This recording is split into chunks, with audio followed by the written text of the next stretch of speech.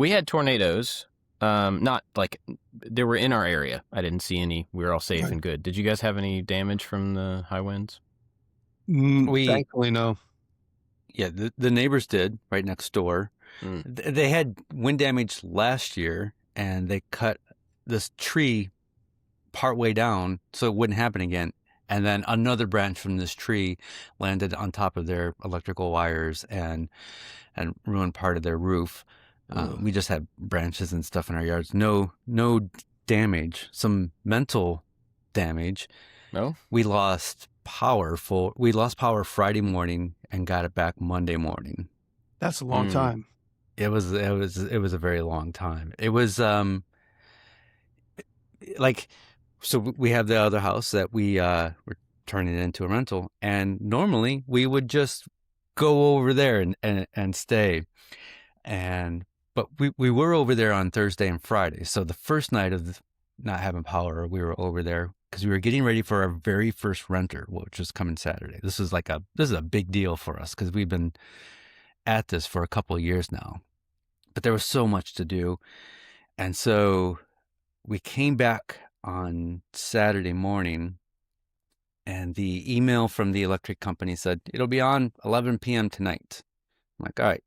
And then later that evening, we get another email saying, it'll be on 11 p.m. tomorrow night. And it was cold. And so we found a Red Roof Inn that allowed dogs. So we packed up the dogs and stayed in a nasty Red Roof Inn.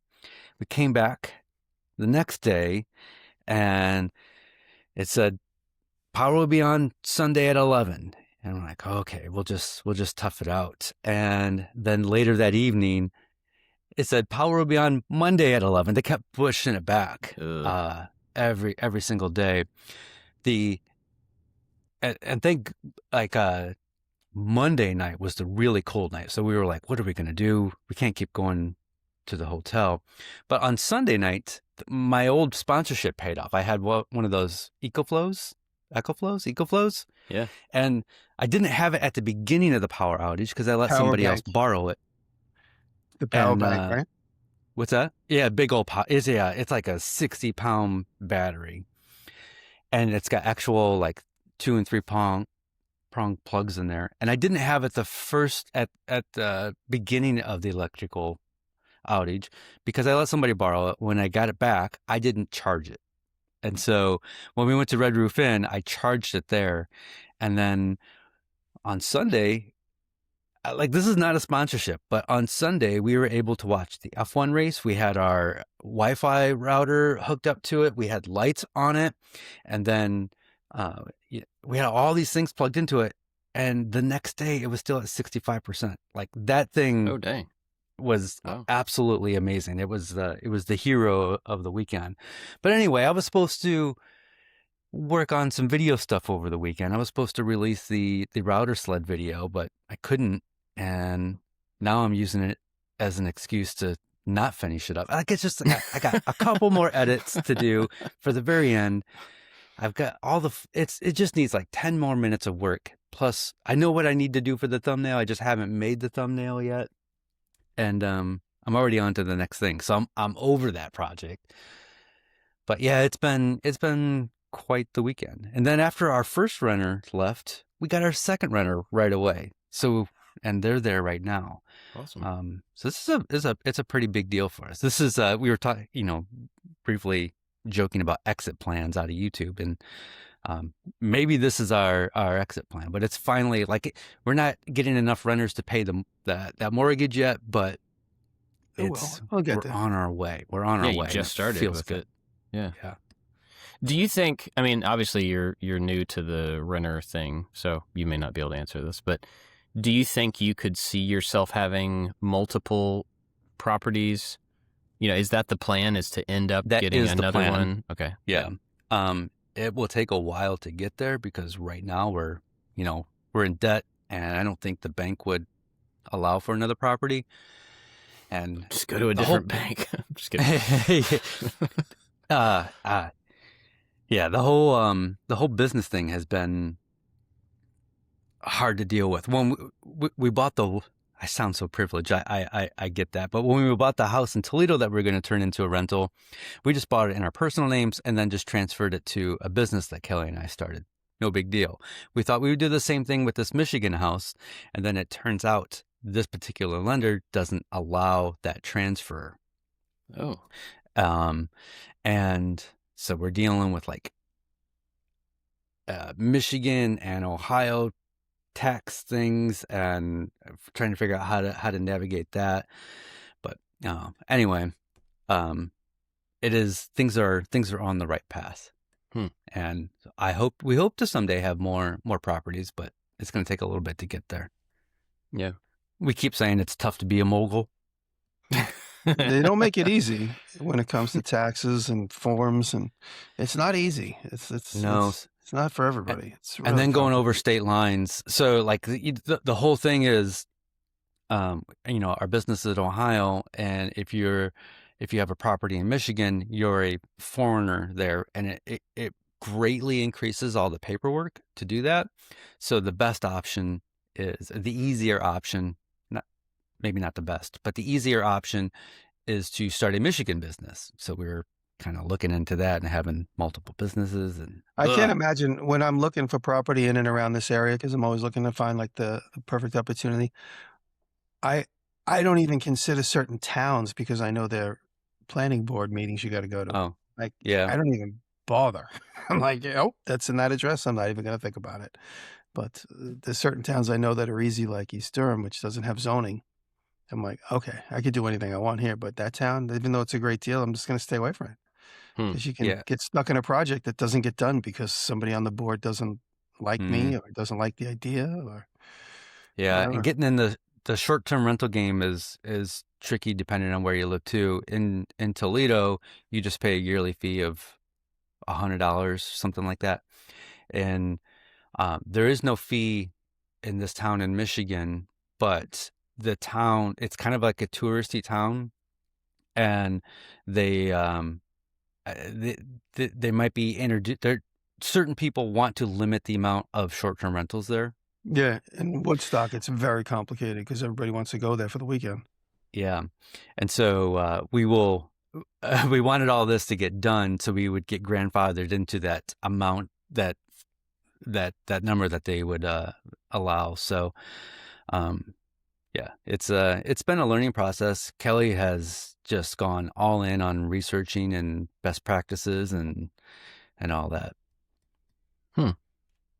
That's really cool. Yeah. It's something I've thought about doing, but I don't know. One of the things in our area that made me interested in doing, not necessarily short term, which I would still like to do, but just rental property, is we had this battery plant. This Ford battery plant was being built near here in our county and not in the town.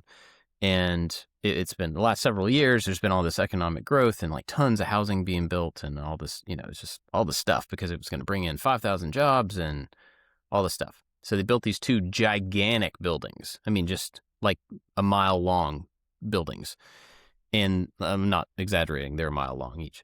And so they built these two things, and then all of a sudden this company that was a Ford and South Korea battery thing dissolved, and they pulled out, and so now it's just not happening. It's just gone. Wow. So now it's going to become a detention center. I don't know what it's going to become. I mean, well, one of them, Ford, is still, I guess, owns the building, and they're going to make home batteries for some other company or something eventually, but it's not happening now, which means now all of these apartments and these like rental homes that had been built to house the incoming flux of people are now sitting empty. So if I had bought a rental home in the last couple of years, like a lot of people did, a little bit.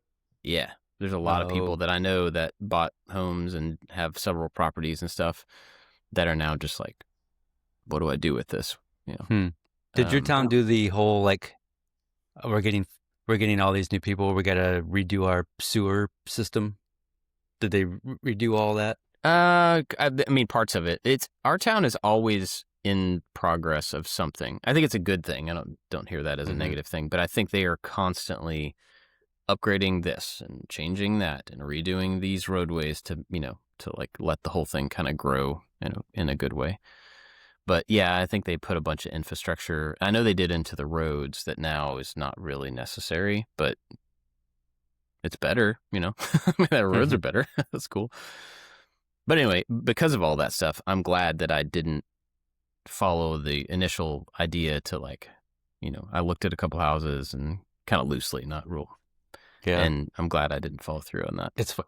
I mean, like they've said for, you know, at least 100 years, like real estate is like basically the surefire investment because property values always go up. But in this particular case, maybe not so. Well, I think that's the truth. It's still the truth long term.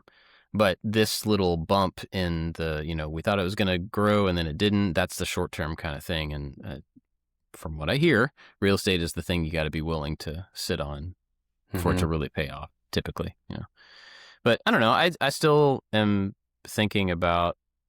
I still definitely want to build an A-frame, and in my mind, it has become more and more a combination of like short-term rental and a retreat kind of place for us and for family.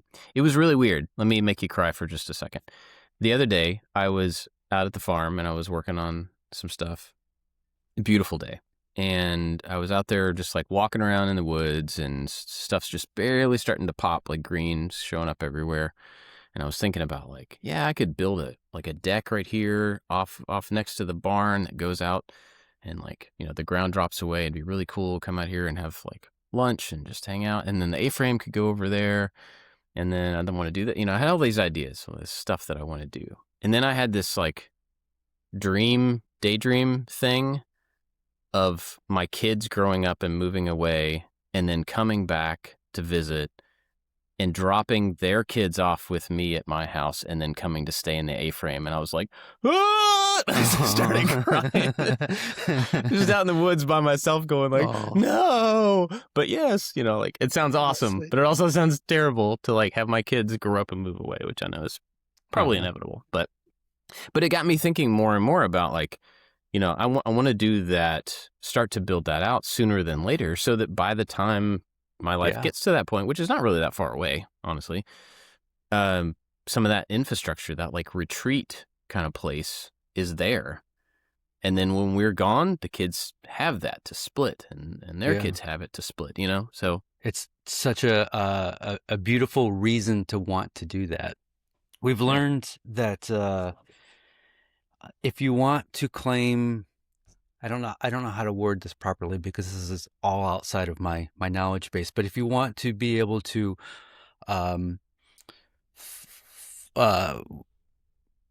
what's it called when you buy stuff for the business and write-offs, if you want to claim full write-offs you for a property, you can only stay there 14 days a year. Otherwise, you can't claim the full write-offs of that stuff because you're also using it for personal use. And so, I see what you mean. Yeah. So when we go there, we have to document like, we were there for work reasons. We had to paint this or move the couch or whatever. So as long as I leave the A-frame and walk over and like hit the Carnegie with a hammer, I can be like, yes, I did work, and then I did work. Yeah, cool. Yeah, the laws around that are written in a very vague way, so it's really hard to get like concrete information, and I think a lot of it is about intent. Yeah, but if I hit it with a hammer, I'm just kidding. Right. That reminds me of a story, and. Did I ever tell you guys I went on a date with, this is 25 years ago.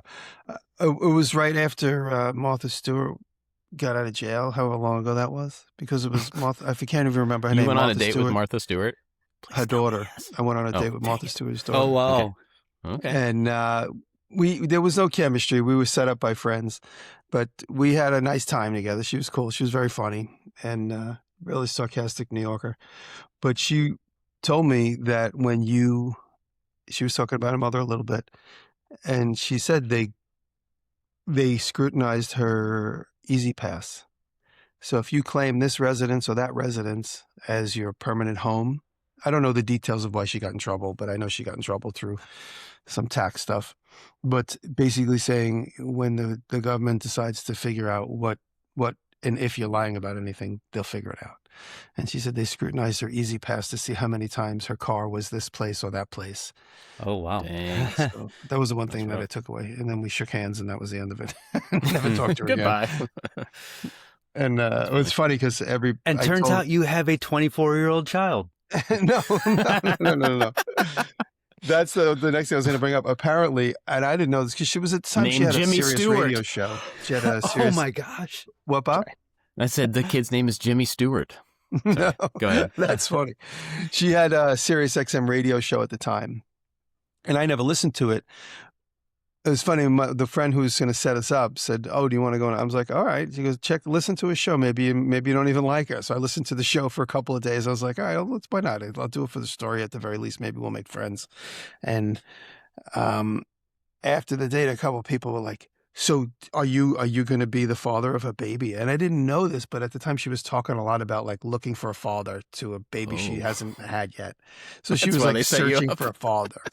Oh, More than a that's- boyfriend or a husband, apparently. Oh, okay. That's fun. And I didn't even know about it when we went out, and didn't come up. I guess I wasn't a good candidate. Well, her loss. Yes, That's right. her loss. Because look at you now. She could be going out with an aging YouTube star. Oh, we need to Star start a in club. quotes. I don't know if I've told you guys this before or not, and it's not really that great of a story, but I'm going to tell it anyway. So we found out a while back that somewhere in my family line is, oh gosh, I can't think of her name. Emily Post. You ever heard of Emily Post? Yeah, I heard that name. She's like, she wrote a book, I think, on like manners, and for a long time, her whatever was the standard for like, this is how you lay out the plates, and this is how you have manners when you meet people, and it was like very. I remember that. Yeah, So apparently she was in my family, which is really funny because my family is not that way at all. We're just like real chill and easy. And then apparently Martha Stewart, her maiden name, I think, might be wrong about this, her maiden name is Ruskowski, which is Jenny's maiden name, because Jenny is related to Martha Stewart back, at some point. And she's all about like decor and manners and all this stuff. And it's really funny when you think about those two people being in the line, and then you go up and you look at our house and you're like, no, I don't think that worked out. It didn't pass you can down. get free copies of their books. Yeah. Well, they would be in the stacks with everything else in our house. But yeah, I always thought that was kind of just ironic that those two people were in our families at some point. What have you guys been working on, Jimmy? Did you guys have you guys been seeing these cast iron in quotes, these cast iron shelf brackets that I've been making on the CNC machine? I saw the picture that you sent to us. Yeah, I sent you guys pictures. I posted a little bit about it. Me and Rob cleaned out the horse barn. There's the 4 stall section of the horse barn where the horses would be, but there's no horses, of course. And I want A horse is a horse, of course. Of course, there's no horses. Now that I'm getting into pottery, I want to start consolidating all the various pottery stuff I have into one of those sections. And so Rob and I cleaned up this weekend, and I needed shelves. So I looked at the walls. I was like, I don't want to put metal racking on these beautiful wooden walls. So I started looking, and I was like, if this is going to appear to be an old vintage barn, let me make some vintage shelf brackets. And so I found one online, and I hand drew it. I found an antique one on eBay, and I just looked at the picture, and I hand drew it in Procreate. And then I took that image, turned that image into vectors, and then cut it out on the CNC machine. And I made about 25 of them. And so I'm making this wall of shelves, and I'll probably end up making a lot more of the brackets to use them in and around the horse barn, wherever I need other shelves. So that's what I've been working on. And I'm going away right after the podcast today. I'm going to the Papa Chad's hangout in Alabama. So Rob and I are going to leave here and then hop in my truck, and we're going to drive. We're going to do a couple of rendezvous. We're going to first go to Baltimore to go to Chris Hatch's place. Chris is on our Patreon list. Thank you, Chris McCormick. We're going to meet up with Chris, and then from there we're going to go down to Atlanta. And I think the plan is to go talk in Char's school Me and Derek are going to go talk to Char's class and Woodmave and Char. And then we're going to head over to Papa Chad's by Friday afternoon. We should be there. So it's going to be a couple days of driving. It should be fun. I'm always up for a road trip. But a Nice. funny thing happened That's last night. something I've never said. Sorry, go ahead. Yeah, same. I don't like being in a car. So I went and got my oil changed the other day, and then last night when you leave my driveway, it's on a little bit of a hill. And so when I stop, my car automatically puts the electronic brake on, which is unnecessary, but it always does. It automatically puts because my car is technologically advanced, my truck. I'm sure it's going to catch up to me. So last night, this happened to me. I put the car in park to go check my mailbox. The car's on a slope, automatically puts on the electronic brake.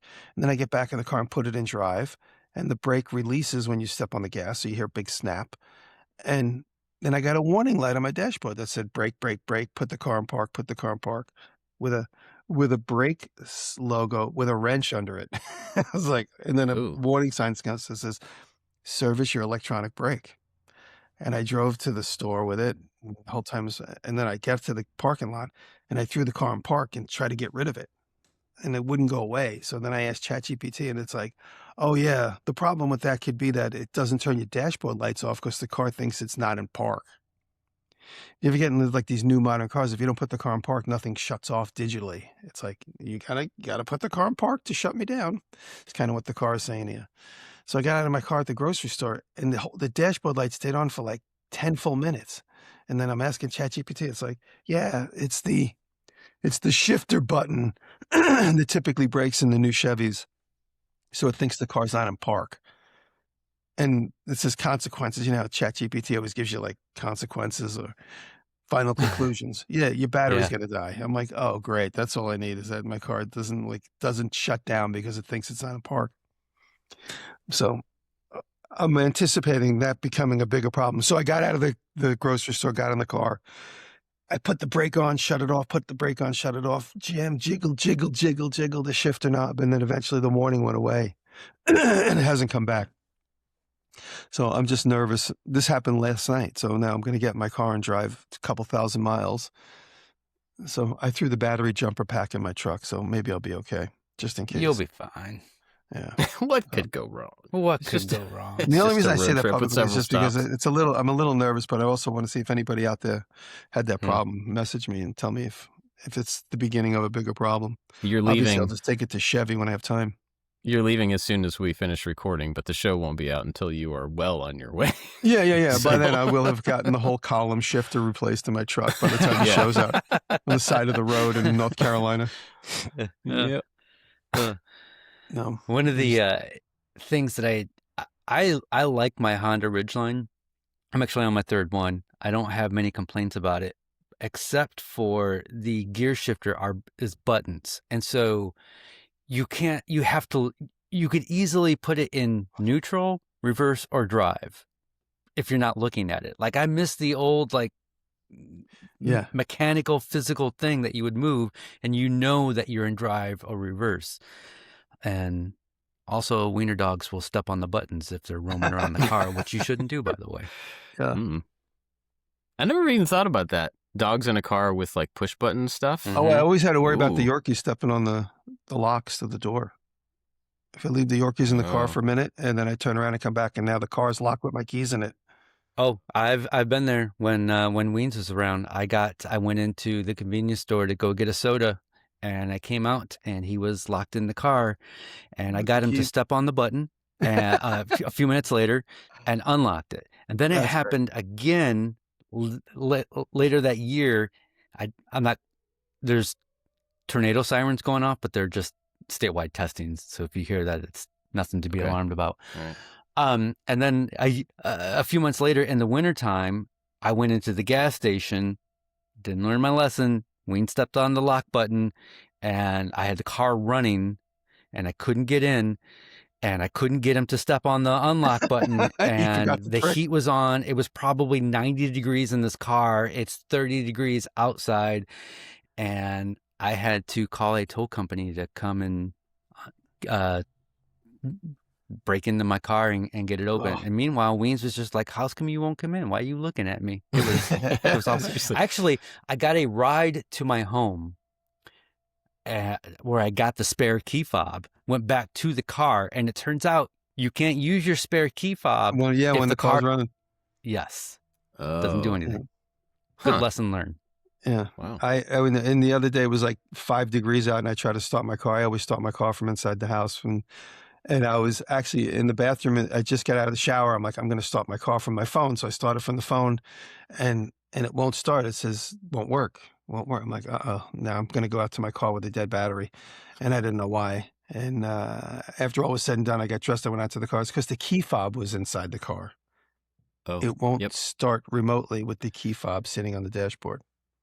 So we ran into a weird thing with our Suburban in regards to the key fob. So where we park next to the house, and the driveway obviously is next to the house, and Jenny would always bring her keys in upstairs. So we park next to the basement, and then she would be upstairs. The kitchen is right there. And so she would always leave her keys and her purse and stuff on the counter at the kitchen. And it's relatively close to the car. And the car kept dying. Like, we would come out some mornings and the battery was just dead, and we never could figure out what was causing it. And it turned out that if the remotes are, I don't know if this is all remotes, but this with our car, if the remote was within a certain distance, all night long, the car is pinging the remote to see if it can get a signal. And if it gets it, it tries to hold the signal. But it was just out of range, so it would hold it, and then it would lose it, and then it would try to find it again. And so it was running the battery down overnight just because it was a few feet closer than it needed to be. And so the same thing will happen, I think, if you leave your keys in your car. And this doesn't happen over in one night. It happened like over time. It just rocked the battery down a little bit. And if you don't drive a lot in between, then it never has time to charge back up and stuff like that. And so they ended up telling us to, never leave your keys in your car for that reason. Make sure that when you take them in the house, they are more than, I don't remember. That's interesting. I didn't know 25 that. feet away or something like that. So you Good might want to be careful there. But, well, so I changed the subject, but I was just saying I'm getting my pottery studio together, and that's why I made those shelf brackets. And I'm excited to get my pottery studio together. My last video, I haven't even looked. I just posted it and never looked back because I know a video about pottery probably gets negative views. So I never even looked. I don't even know how many views that last video got. Last I looked, it was about 20,000, but that was the day I posted it. So I don't know where it's at now, but I'm getting into pottery. I don't know if it's a big fan attraction, but I really am having fun with it. Good. And so it's nice to be able to set up the studio to bring this conversation back to making. I'm setting up my studio, and like I said, I'm collecting all the various bits and pieces I've purchased over the years and impulse buys off of Amazon that just get stuck on a shelf. So it's nice to have everything in one corner. And I think I sent you guys a picture of the corner. I'll send you one with the shelves up last night. So, and that's going to be a video because I have enough content to put together at least a 10-minute video on making these shelf brackets and how they work. So I'm excited about that. I worked there late last night to get all the shelves up, and I'm like, now I want to make something, but I got to go to Alabama. So when I get back, I'm going to delve into making some pottery stuff. I still haven't gotten a pottery wheel, but I'll get one soon. Is there a reason you haven't gotten one? That seems unlike you because, it seems like you've been like interested in pottery for so long. And usually when you find a new thing, you're like, hey, I'm going to go buy 300 bandsaws. I'm going to just keep buying bandsaws. Or I'm going to buy, hey, look, trucks. I need more trucks. I keep looking on Facebook Market for one. And there's lots of them, but they're always like a 100-mile drive. So I could also just order one from Bailey's. Yeah. Bailey's Pottery Supply is in Kingston, which is really close to me. So I might just pick one up. And because I keep following so many potters because they keep getting suggested. So I'm like, I want to see this guy again. I want to follow him. And now I'm getting pop-up ads. All I have to do is hit purchase and one will show up in a week, but I will eventually. My resistance is wearing fast. Well, I also want to make one, but I don't want to take the time to make one before I get a chance to use one again. So I'll probably buy one and then make one. Yeah. Cool. Yeah. Let's see. What have I been doing lately? Okay, so I was going to start working on the Gia. I think I said that last week. And I'm still planning to, but I haven't yet. Okay, I just want to throw that out there. I'm not doing it. I just haven't done it yet. I started thinking about how I wanted to use this last week and ended up switching gears. I got a comment on one of the pool house videos I put up when I was putting up the tongue and groove ceiling. I ran a piece of Romex. I put a box up there for a light to put up eventually. And then I ran a piece of Romex down through the framing over to one of the posts that comes down. And then I put a piece of conduit there and just dropped it through the conduit. And it wasn't hooked up to anything. It was just like a placeholder so that there was a wire in place before I put the ceiling up. And one of the comments said, it's against code to run Romex through a conduit, which I was like, really? And so I looked it up and they were totally right. But it got me thinking, that little comment, and I was like, oh, I did not realize that that was a thing that you weren't supposed to do. And I wonder why. So I started looking into it and I didn't ever really get a great reason as to why. Romex is the white or yellow covered wire, right? Yeah. So it's like a sleeved 2 or 3 or 4 conductor wire. It's sleeved and it's for running, through framing and stuff. But you're not supposed to put it through conduit. And so then I was like, well, what are you supposed to use in an naked outdoor wires. conduit? Yeah, it's called THHN. I think there's 2 different types, but that's the one that I got. Anyway, so through getting that comment and realizing that I did something wrong, which was totally fixable at this point. I mean, the wire was run through the ceiling, but it was fixable. I was like, I've been avoiding doing electrical work on camera in a video because I'm not an electrician. Even if you're an electrician, don't do it. Well, so I decided, even if you're like a professional electrician, Patrick gets comments all the time. Oh, I'm sure. Yeah. And I expect that. But I decided this was an opportunity for me to take something that, even though I'm comfortable with doing myself, I've done a lot of electrical work, I don't know that I'm doing it correctly. And so the video, I ended up making a video about adding electrical. I already had the circuits run in the box, so like it's not like I'm doing things that I shouldn't be doing, but I just am extending the 2 circuits that were already added into the building and adding lights and receptacles. But I framed the video as, this comment made me realize that I didn't know something. So I'm going to start doing research and trying to understand the correct way to do this every step of the way and show you all that anybody can swap out lights and receptacles and switches, and you can do this. It's not that hard. You just have to figure out the proper way to do it, right? And follow your codes. And I framed that in the video like, I'm not an electrician. I'm not telling you what to do. I'm going to show you how I'm trying to learn it along the way and like point out the stuff that I'm trying to figure out. So I absolutely will still get a bunch of comments about, you're doing this wrong, you're doing that wrong, you didn't do this, you forgot to do this. But I asked for it. I said, tell me in the comments what I'm doing wrong, because I'm not gluing any of the conduit together, so I can change it. I'm not. Yeah, that's a good way to diffuse I'm not the hiding anything dialogue. so that I can fix it once I get your comments.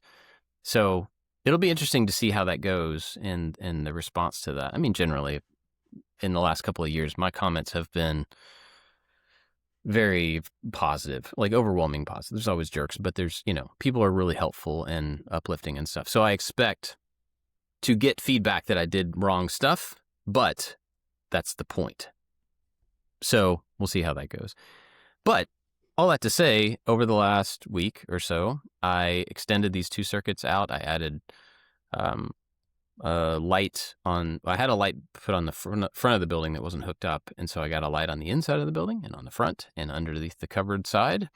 It's got its own switch. I got 2 switches for the other thing. I got plugs run throughout the whole thing, so I have power, and it's so cool. I go out there and photos, and it looks amazing, all lit up. Yeah, it feels way more finished. Just, it's not a box anymore. It's like I can go in there at night, turn the lights on, and I don't know what I'm going to do out there, but I could do stuff out there if I wanted to. It's nice when you do that. Do you find yourself just standing in there and just sitting there? Yeah. There's nothing to do, but you just keep going there. When I did parts of the graveyard house, it's the same thing. I just go and sit there. Yeah. Just keep envisioning and kind of ideating on what's next. Yeah, that's what I was doing. Yeah, go ahead. I remember my first shop at the other house, and I would get it set up, and you make a mess, and then you spend a day cleaning up, and you get it all organized and looking good. And I just remember, I'm still new to woodworking, but I would just stand on the basement stairs looking at it like, that is so cool. that is mine. How did I get here? You know? Yeah, I find myself just standing and looking and admiring all the time. Yeah. Yeah. I mean, I went out there the other night after I got it all hooked up and turned on for the first time.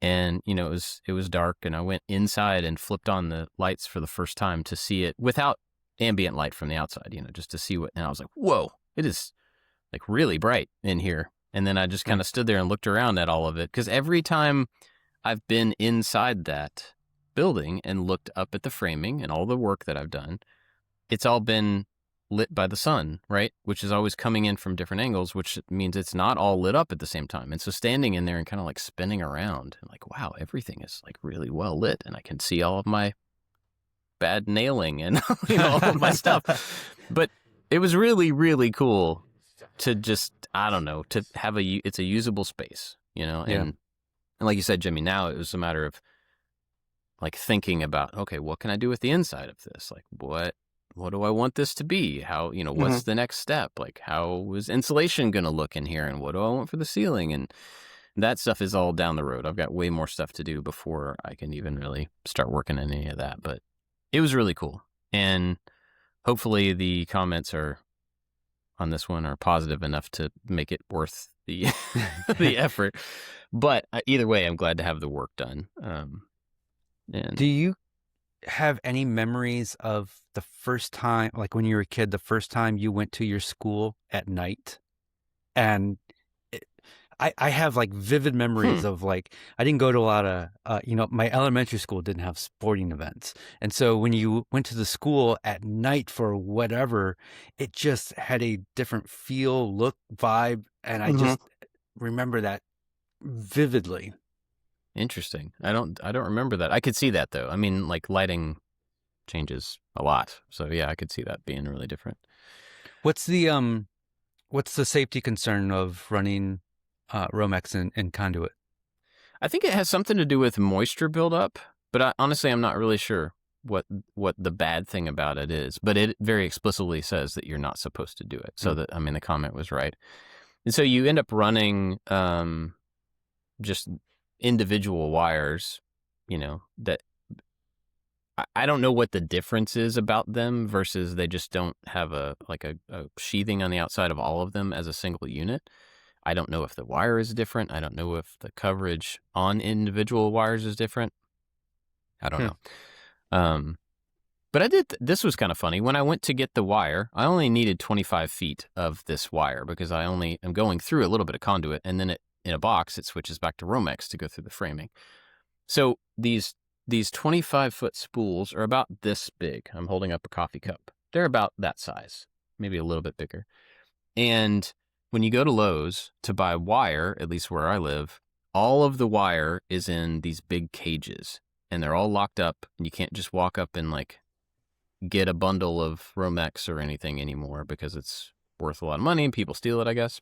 Yep. And so I'm standing there looking. On one side, the big case behind me has all the Romex rolls in it, and they're huge, right? They're like this big thing. And so you have to get help for those. And then I turn around where this THHN stuff is, and there's these little coffee cup sized rolls. And it turns out that the opening in the grid is slightly bigger than the roll. So you can reach through the fence and grab the roll you want and just pull it out. Oh. And so, yeah, in case you're getting a small amount of, hot tip, you know, wire. Yeah. You don't have to get help. You can just reach in there and get it. So I did that. That's not actually the next video coming up, but it is in the upcoming ones. I was telling you guys beforehand, I had a couple of really cool sponsorship opportunities, well-paying sponsorship opportunities that have come up, which is really amazing for this time of year. It's amazing in general, but it's amazing this time of year. But both of them they're not just sponsorship opportunities. They're like, here's a theme. We want you to do something within this theme. And so typically I don't like that type of thing because it's somebody else like pushing, like, here's an idea. Here, it's like somebody coming up and being like, hey, I got a great idea. You should make this. That's what it feels like. But they also want to give you money. So it's not terrible. But so with both of these, it was really easy for me to come up with an idea that fit their thing, but was also something that I would actually use. But the impetus for the idea was not mine. And so it felt a little bit weird to be like, well, one of them is in the backyard, and it's just something to make the backyard better. And I'm excited about it. But I wouldn't have had to think of it had I not been given this challenge to do. The other one is in the garage, which is a just disaster. I mean, it just, there's stuff stacked everywhere, and you can't even walk through it and everything. And that's one of those things that cleaning up the garage makes for a terrible video. So I wasn't going to make a video just about that. But making something to put in the garage gives me a reason to clean up the garage. And so both of these things are not things that I would have initiated, but then once I was forced to come up with a project to fit here and to fit here and to make this possible, then I started thinking about stuff that I actually, would want there. And I came up with 2 ideas that I really like. And one of them, the one I'm going to start next week, it's concrete casting. It's something I've never done. I don't know anything about. It probably will fail completely, which would not be great for the sponsorship. It's fun and easy. So, but I'm excited about that because I came up with this idea and then I overcomplicated it, and that made me excited. Yeah. Yeah. And so, I don't know. Yesterday I was stuck with, I can't do either one of these things yet because the materials and the tools that they're sending are not here yet, right? So I was just in a planning phase. And so I just kind of walked in circles in my shop for a good hour, just thinking out loud. I have a big whiteboard there. And so I'd like draw something and be like, okay, well, what do I have to figure out before, since I can't actually do anything yet, what can I figure out ahead of time?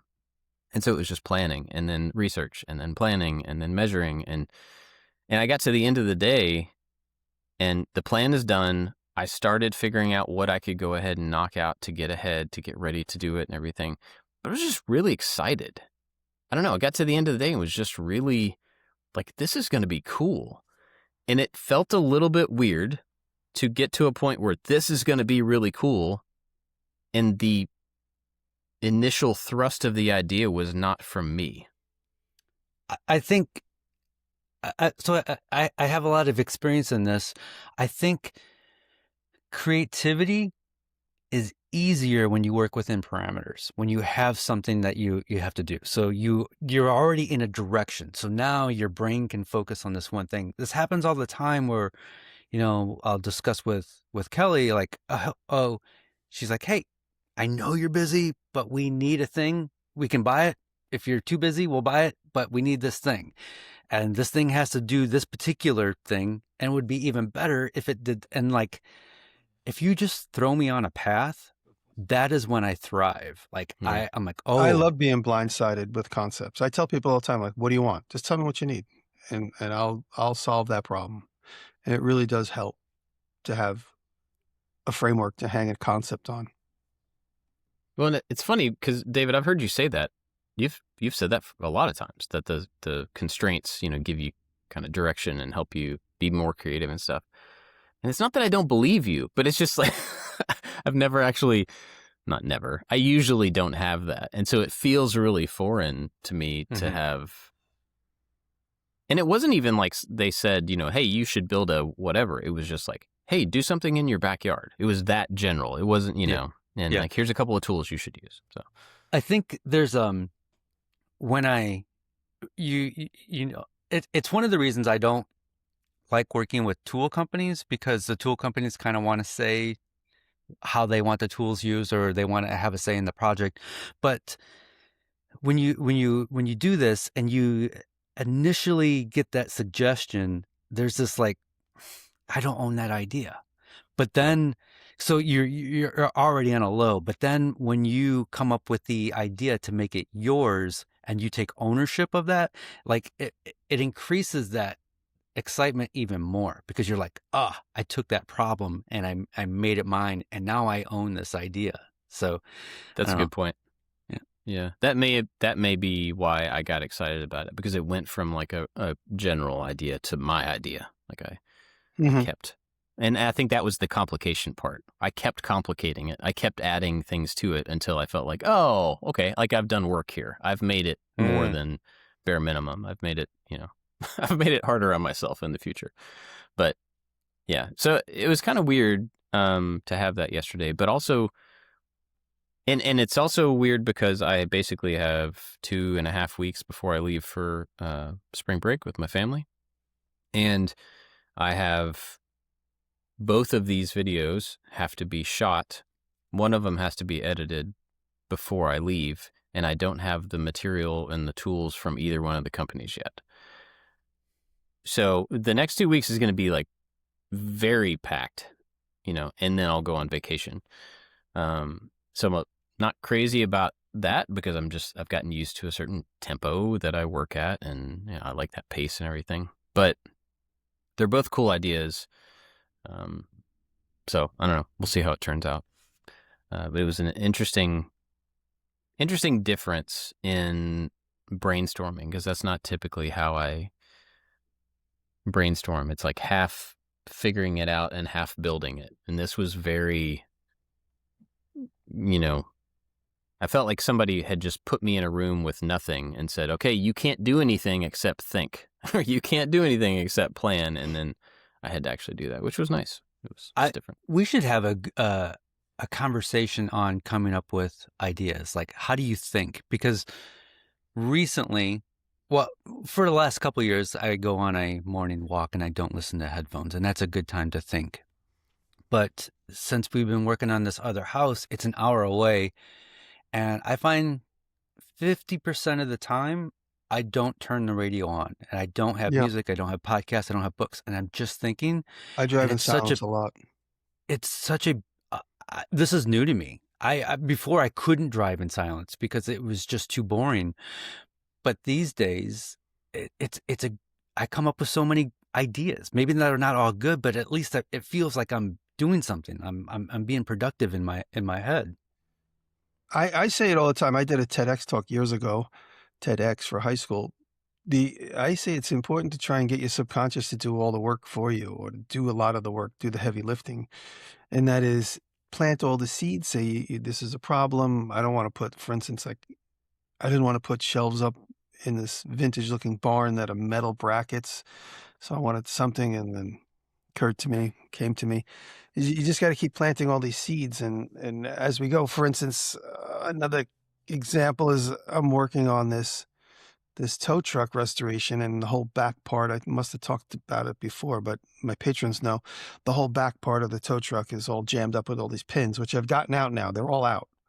And how can I get a stuck pin out? And my brain, for the last full week, every day I'm coming up with levers and this and that. And what do I have? How can I use what I have to get out what I need? How can I multiply force with what I have?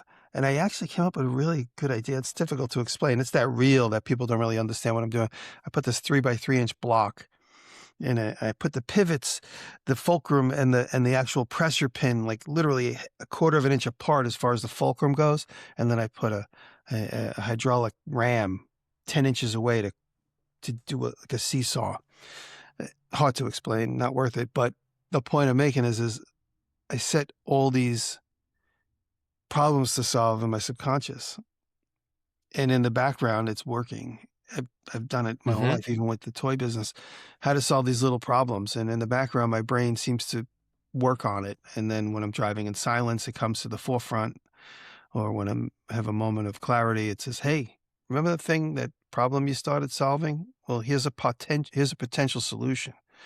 And so I really do juggle a lot of stuff at the same time, consciously and unconsciously. So I think we all do it. It's just a matter of focusing and knowing it. Everybody does it. If you have a brain, it works. If you don't have a brain, it can't help. A while ago, I was doing all this research, and I was actually reading real research papers on creativity. I just kind of wanted to understand it. And I thought maybe someday when I get old, maybe I can write a book on this. Maybe if I can get really good at being creative, I can write a book on this. And so I just started reading these research papers, and there's a common theme among all of them. And that is, after you you have your problem, and then after you gather your information for the problem, there's always a break before the breakthrough. There's always like it could be as short as a few hours, but it's usually like a day or a couple of days later. Incubation period. Yeah. And then the breakthrough comes when you're not expecting it, because you gave your brain the task and it completed it for you when you were doing other things. And the breakthrough is the thing. The breakthrough is the thing. Usually you get two big breakthroughs, sometimes more, but usually two big breakthroughs on any big invention that you have, whether it's a small invention or a big invention, but big to you because it's what you're working on mentally. That's interesting. Do you guys ever have dreams about the work that you're doing, like that's specific to what you happen to be thinking about or working on? Yeah, all the time. Really? I don't. Mine are not really. I can tell that they're related to what I'm working on based on how it's going, but they're not. It's not the same project, right? But I can tell a lot of times when I'm frustrated with something, when something is not going fast enough or I'm not making the progress that I want, I'll have these dreams where I have like a repeated problem. And I don't know what the problem is. I can't even think of a good example. But in the dream, it's like I just keep having to deal with this same, I already did this, but now I got to figure it out again. And now I got to figure it out again. And I wake up like really poorly rested because it feels like I was just like on a treadmill the whole time. And then in the last couple of years, I've had a couple of dreams when something was finished. I think with the building specifically, I would get a big, like when I got the roof on, I remember having like some sort of a dream a couple days later that was very like, I conquered the dragon kind of, I don't know what the thing was in my brain, but I woke up feeling like, like I did that thing. It's done. I finished that thing in my dream. And so I think those feelings carry over with me more than the actual like specifics and the mechanics and the real problem solved. But Jimmy, I get the feeling you probably like have dreams that solve the problems and you wake up going, oh yeah, that's the thing that I have. Yeah, I definitely have. And I've had dreams that are so bizarre.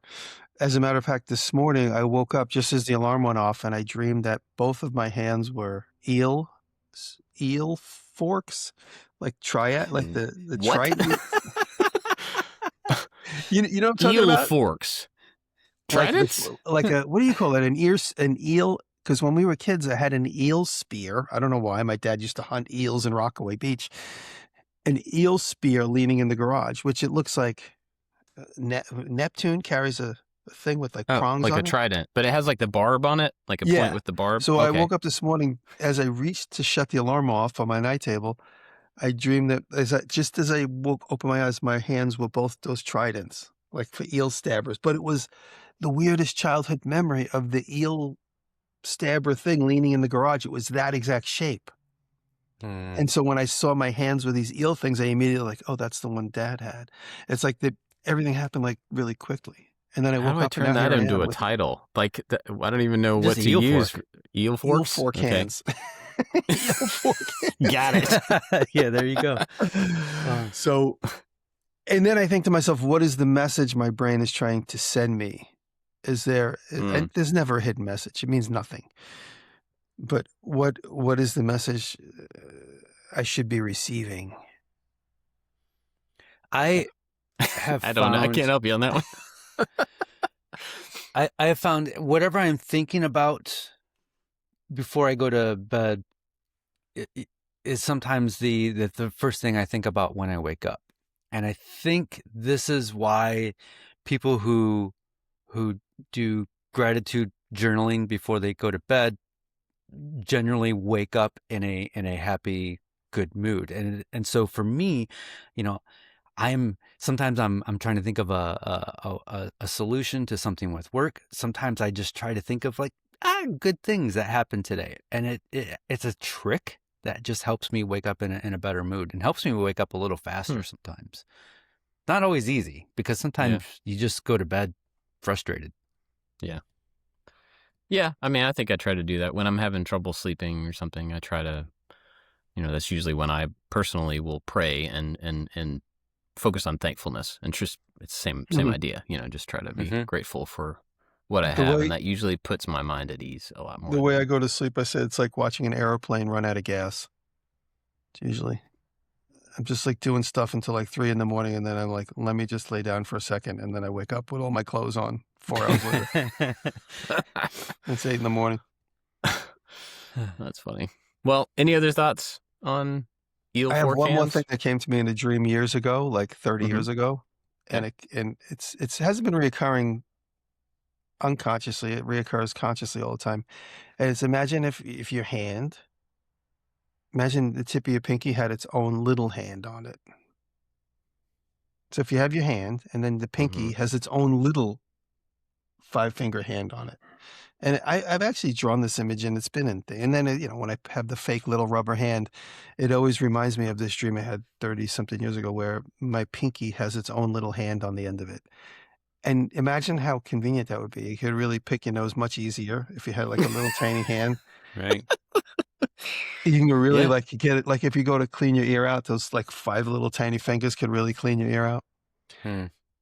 And if you dropped a bolt, like, inside of, like, inside of, like, a engine, you could reach your little pinky down, and the tiny little hand could stretch and grab it, pick it up. So I always think, like, if there was ever, like, medical miracles where in 50 years from now you can go in and just order something strange, have a little You're gonna tiny get hand that? put You're on gonna the get end of my pinky, but like a little fake tiny, pinky hand? like the hand from like a little tiny monkey, like a lemur or these like really Mm. micro-sized monkeys have one of their hands surgically attached to the end of your pinky. I'd be up for that. If anybody Cool. wanted to try that, this is Dr. Frankenstein's yeah. great-grandson is out there. You're I love you even more now. yeah. I'd that's volunteer amazing. my dead pinky. Okay. That makes a little bit more sense. You're like Yeah. trying to regain that pinky back. No. I just want a hand on the end of it. I don't care if it bends anymore. You want it to be useful, though. It's like a different way Yeah. for it to be useful again. Imagine the gloves I'd have to make. It'd be tough. You imagine getting those gloves on? It'd be like, The hand, the mini hand does all the work. Yeah, but it would have to get his tiny fingers down in tiny little glove holes inside of another finger hole. That's his glove problem. hole. it'd be like That's having right. a cat under the sheets. Like the tip of the glove would be like all moving. All right. Anyway, thank you to our Patreon supporters for allowing us to talk about stuff like this.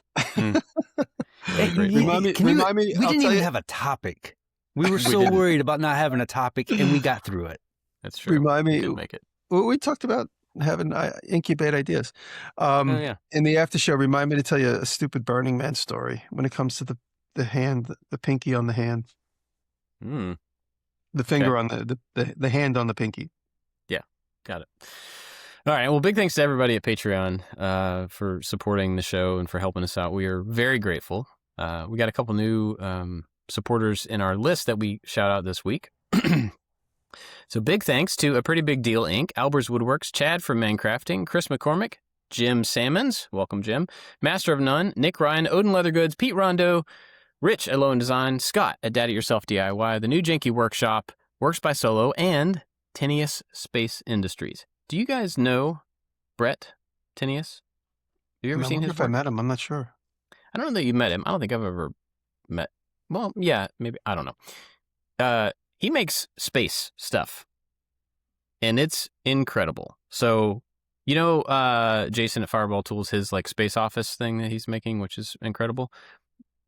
Brett does that, but like with a million more levels of detail, and builds arcade rooms, like arcades, not arcade cabinets. And his basement is a space place, and his workshop is crazy. And I mean, it's crazy.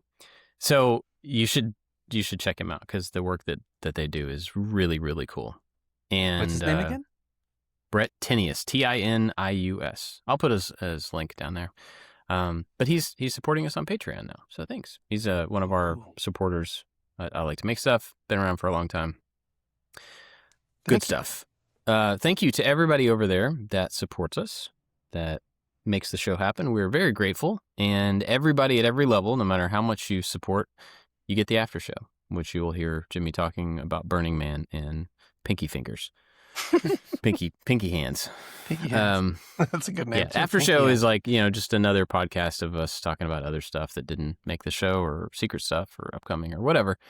So if you want to get that, you go to patreon.com/makingit, sign up at any level, and you'll get a link to that show and links to the video. There's a video version on YouTube.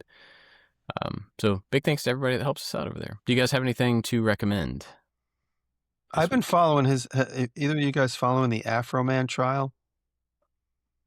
It's all over it's all over the law tube. Everyone knows I'm a big nerd when it comes to law tube, meaning legal cases on YouTube. And Afro Man, the guy who's saying because I got high, I didn't do this because I got high is great. He's still out there doing stuff. And some fake tipster tipped off the police that he was selling marijuana out of his house in Ohio. So while he was away, the local police broke into his house. They got a scam search warrant, broke into his house, drove through his front gates with like one of those big military trucks, and then kicked his door in, and then ate cake in his house and did all these things. And it was all on his own personal surveillance system. So he used all that, and they didn't find anything. And they took $5,000 from him and only returned like $4,500 or $4,600. So he's mad about the missing $400, and he's mad that they broke into his house on a bogus tip that meant nothing to anybody. And so he used the footage from his surveillance cameras to make a video mocking this local police department. And so all those guys on the police department are suing him for defamation. Oh, I didn't know. I knew about the video that he made. I didn't know about this. Yeah, no. So this is a case where he's defending himself against a civil suit.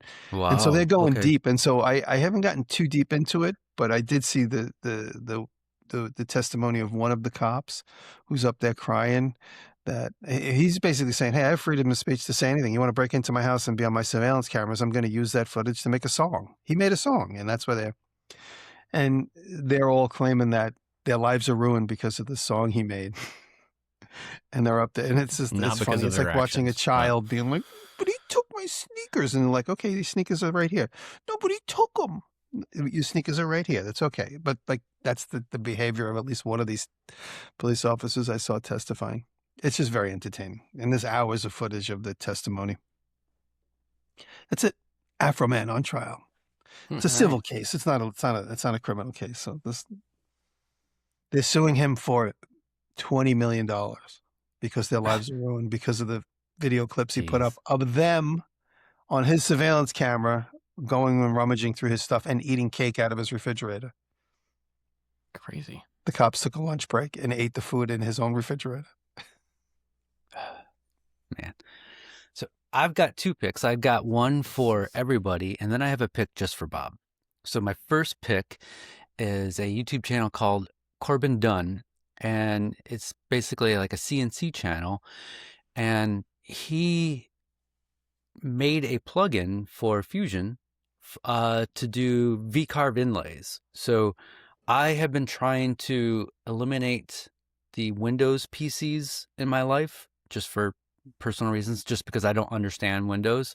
And so I've been trying to get away from V-carve and do everything in Fusion, including toolpaths and everything. And I came across, and I was like, how do I do V-carves? Because in V-carve, the application, it's fairly easy. And, but in Fusion, it's a lot more difficult. But he made a plugin that makes it easier than V-carve the application. So I'm picking Corbin Dunn, and his Fusion plugin is free. So I have to imagine that's a lot of work making those things. So that's really cool. Yeah. And then my pick for you, Bob, is Peter McKinnon's last video, Why I Parted Ways with My Editor. And it's basically just a podcast, so you can just listen to it. But he's talking to his old editor and how they used to work together, and how his editor went on to do his own thing. But now they kind of working together again under freelance, and they're still great friends. It's just kind of like a great, like, I used to work with this guy. Now he's off doing his own thing. We have great relationship. It was cool. It was collaborative. It was creative, and we're friends. I don't know. It just kind of made me think of you and your team. Yeah. Yeah. I mean, it's similar. Like Anthony is doing freelance, but he does freelance for me. He edits most of our videos now. Awesome. That's cool. So mine, I have two. One is the Tinius Space Industries. I'll just put the link to their site because you can see their work. It's amazing. The other thing is the newest Bobby Duke video. And I know every time Bobby puts a video out, it's my pick, but I love Bobby as a person and as a creator and as an artist. Like, I love him. And I don't know if you've seen his newest one. It's making a copper rose. It just, like, I know you guys, and I know a lot of people that do kind of what we do. And we don't have expertise in stuff, and we go out and we try something and we figure it out, and then we go on to the next thing. We're just constantly like putting our toes into new things. But watching somebody like Bobby, who's incredibly artistic and crazy, I mean that with love, in a good crazy way. He's crazy. He's like a savant when it comes to making things. He's crazy. And then when he goes and he does a new thing, he doesn't do it in like a utilitarian, I'm learning the steps kind of way. He goes all the way in and like, I don't know how to do this, so I'm going to make the hardest thing possible with this process. And just watching him like hammer flat sheets of copper into a rose. It looks like a rose. Yeah. I saw like clips, all I of saw the clips, depth and the running with twist and the sound off. bend and the three-dimensionality stuff of a rose. I don't know. It's wild. He's It amazing. blows my mind. So it's a good video too. He's so much fun. So go check out Bobby Duke. My kids love his videos too, and they are constantly trying to get me to figure out how to have Bobby come here so they can meet him, and then we can do a video together. And we've talked about it. It's just, it's another one of those cases where he doesn't need anything I do, Like, I don't know how we would do a video together because Bobby doesn't. Bobby came to visit us. We had after the first Maker Central event, we all bonded over in Europe, and we had a group of guys came, and Bobby came that one summer. It was this summer between 2018 and 2019, I forget. Yeah. Summer 18, I guess, I don't know. But Bobby was here with a couple of guys. We had fun. And then we talked a couple times after. He really was so impressed with the Hudson Valley. Him and his wife were considering moving, but they didn't. But he was like, should I buy a house in the Hudson Valley? I was like, yeah, come be my neighbor. But that never happened. Cool. Well, you guys got anything else for this week? That's it.